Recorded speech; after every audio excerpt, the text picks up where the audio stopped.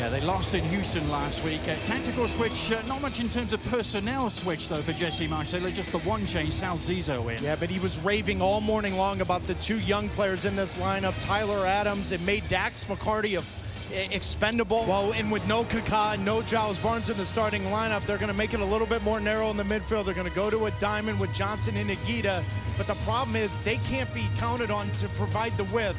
Both fullbacks got to get wide, got to get forward if Jason Kreis wants to have a little bit more possession and make the New York Red Bulls defend. Phillips up against Toya, still Wright Phillips going, and Wright Phillips' shot is parried aside. Big save by Bendik. But there's just a difference to Bradley Wright Phillips when he's up front by himself, Adrian, and you don't say that often with center forwards.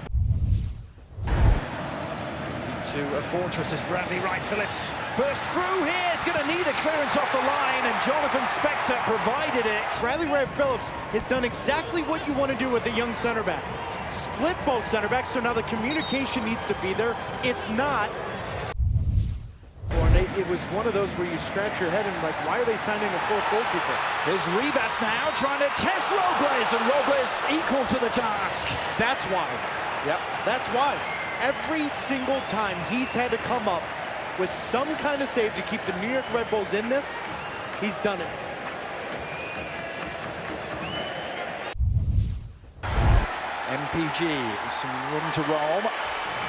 Rivas inside the penalty area, help arriving. Back to Perez Garcia! Who's stepping to the ball? Who's coming to find Perez Garcia? Right now, Rivas doing a wonderful job of keeping his head up, keeping the game simple, being a little bit more direct. Johnson's delivery! The deadlock is broken, and it's Servando Carrasco who has done it. 3, 4, 5 bodies in front of Luis Robles. Bradley Wright Phillips with no one on that near post. He's thinking a little bit behind. That ball's whipped in right in front of Robles. The shot from distance is on from Suter, and it wasn't that far wide, you know. Set up from distance. And not only that, his clearance has launched a counter-attack. Larin! Oh, he should have scored! We didn't see it on live, but Aaron Long got a little touch on that. Otherwise, that's in the back of the net from Cyle Larin. There's a calmness and an assuredness about the defensive work Orlando are doing. Now Larin is away! Cyle Larin for Orlando! Saved by Robles!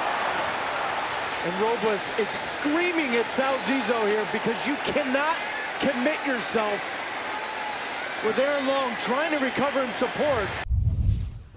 He's going to have to defend right off the bat here. His free kick question. And it comes towards Colin! Oh! That's a great ball in from Kleshin, but look at that conversation right there from Spector and Cyle Larin. That's a nice turn from Bradley Wright Phillips. Shrugged off Will Johnson, and it needed the tip over the top there. Good turn here from Bradley Wright Phillips, and Joe Bendik has to do a good job of holding his line. Keep an eye on the Colin on this back post, heading it across. Joe Bendik. Oh, and it was there for Aaron Long. I mean, the one thing Sacha Kleshin's been pinpoint today on is his set pieces. Any sort of decent connection with his head, and it would have been an equalizer, but it's all over.